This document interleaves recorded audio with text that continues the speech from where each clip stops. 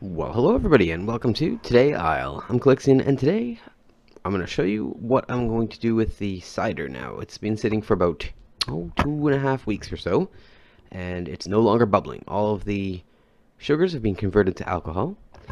So the next stage is to separate the lees, which is this junk at the bottom, and the foam and grossness at the top, from the great liquid in the middle. So that's what we're going to do. The process is a bit messy sometimes. It's kind of difficult, but you need to basically siphon it from the old bottle into a new bottle, which I have sterilized and have sitting here with the end of this rubber hose with a one-way valve at the end of it attached. So everything is sterile and is ready to go. So all I need to do now is actually get the siphoning going, and that does take some mouth pressure, which this is personal product, but if this keeps you out, well, it is what it is. I don't have an automatic siphon. That would be the next step up, and I'm a low budget kind of guy, so this is very basic. So I'm just getting this stuff set up. I just wanted to let you know that there won't be a Wednesday video next week. I'm traveling on vacation, so not going to be a Wednesday video. I'll try to have something out for Friday, though, of course. So here's where I have to suck the liquid from the other jar into the hose. This starts the process. You can see it's coming down the hose, and stick it right into the bottle.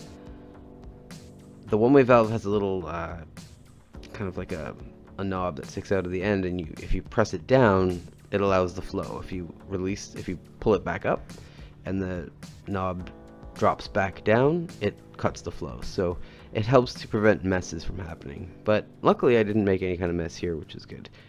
As you can see, it starts to draw from the top bottle and deposit it. It's the same thing you do if you're stealing gas from a car, which I don't recommend doing. But anyway, once we get this all out of that bottle, now you want to stop around. Make sure you're not sucking up any of the lees, because that stuff is dead yeast, which is bitter, and it's apple particulate solids that came out of solution. Not stuff you want in your finished product. So this is why we do this. And in fact, when we transfer it to the bottles in a later step, there will be more sediment, because you can't get all of it, and it'll clarify even further.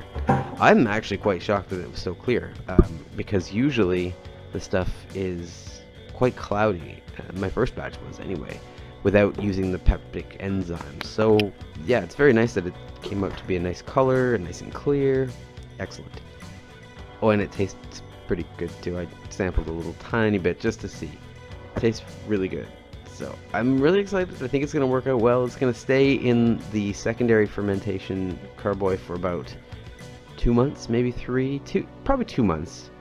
The longer you leave it, the smoother it gets, because it goes through like a malolactic transformation. It'll mellow out. The flavors will become much finer, and that's what we're going for. So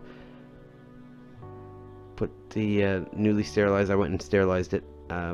Newly sterilized valve at the top, so that nothing can get in, but gases can get out. There shouldn't be very much gas production, but hey, it's good to have that. So we'll check back in a little while.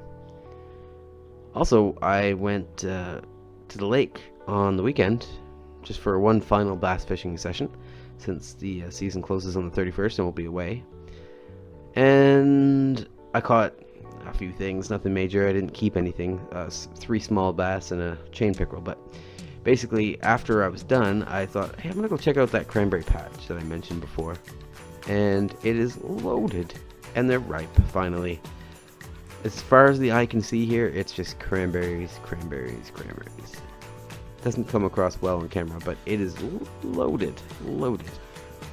It's impressive. So I decided I'd pick for 15 minutes or so and see what I could collect. Nice day at the lake. Still pretty warm for mid to late October.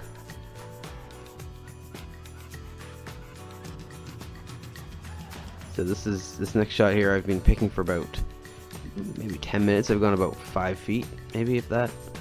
And I've got a pretty decent supply of cranberries right now. It's just loaded. I mean, there's enough cranberry here to make Ocean Spray jealous. It's insane. It's kind of hard to see on the video, but they're just everywhere. Pretty awesome if you like cranberries. We haven't figured out exactly what we're going to do with it yet. We made cranberry sauce last year and we still have some because we don't use it a whole lot, but I've got some ideas percolating. We'll see. But anyway, thanks for watching, and I'll see you in the next video. Have a good one.